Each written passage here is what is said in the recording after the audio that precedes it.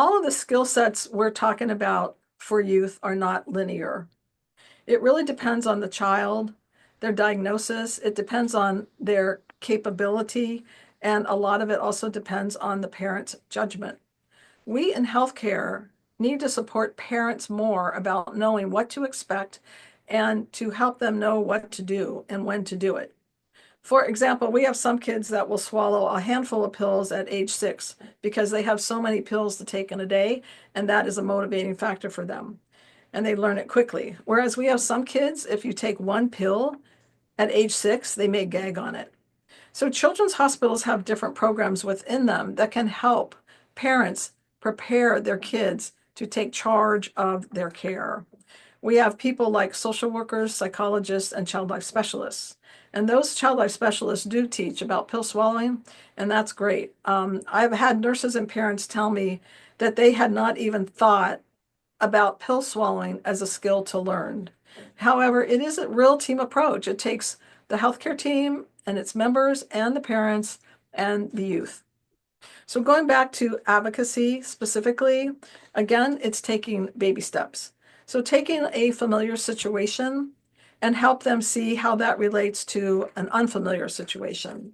Like if they're in school and something's going on with their classroom or their homework or sports or being in a club, and talking about what's fair and what's not fair and standing up for their friends when they are trying to defend something.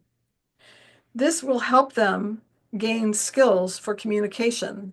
And parents then can take that information and help them break it down and transfer it into a less familiar situation like healthcare and break it down to give them confidence that they are communicating and they are advocating for themselves. It's just bringing their awareness to the situation. So we do promote young people to meet with their provider on a one-to-one basis starting at age 14. We do educate adolescents at that time about their rights and their confidentiality when meeting one-to-one with their provider so they feel comfortable and hopefully will raise questions that they otherwise may not know where to go for information. This may sound a little off for parents. They may be wondering, why are we doing this? Or wanting to be in that room with their youth or young adult. However, we do this to help our young adults and our adolescents learn to talk to their providers without the parent, and also to give them a space to ask questions they otherwise might not feel comfortable asking.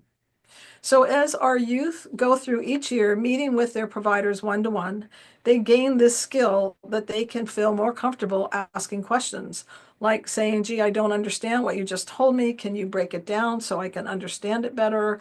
Or can you draw me a picture?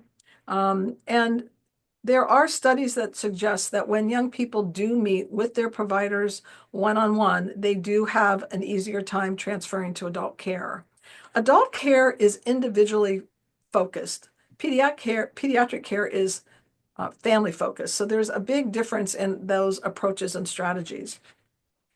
Another way a parent can help their youth learn to communicate is by role playing and giving them scenarios or situations where they pose a story and have that their child or their young adult, whatever, communicate how they would respond to a question or just give them kind of hypothetical situations. Like, let's talk about what question you're going to ask the doctor when you get to the appointment. Getting them engaged is very important. So trying to help them see the different realities and how they can play a part in that is important. All these things we may know may work, and yet it's not a one size fits all. So putting them in simulated realities and exposing them to these actions may not always be in the front of a parent's mind about how they can help them.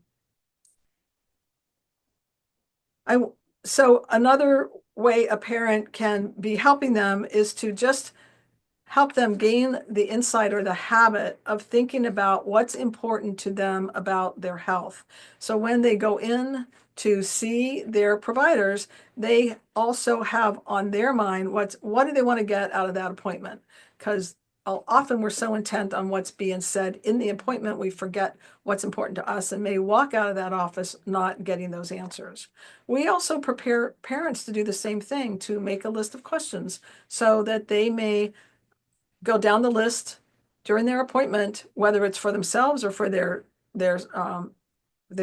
child, to find out what's important. And when they leave that appointment, they feel like they got the most out of it. So in terms of development, I think that young people do have a lot of questions, but they often defer to their parents. And we healthcare people allow that, but we're getting better to say, hey, put your phone down. You need to pay attention to what we're talking about. You need to participate, to be a part of the conversation to our adolescents and young adults.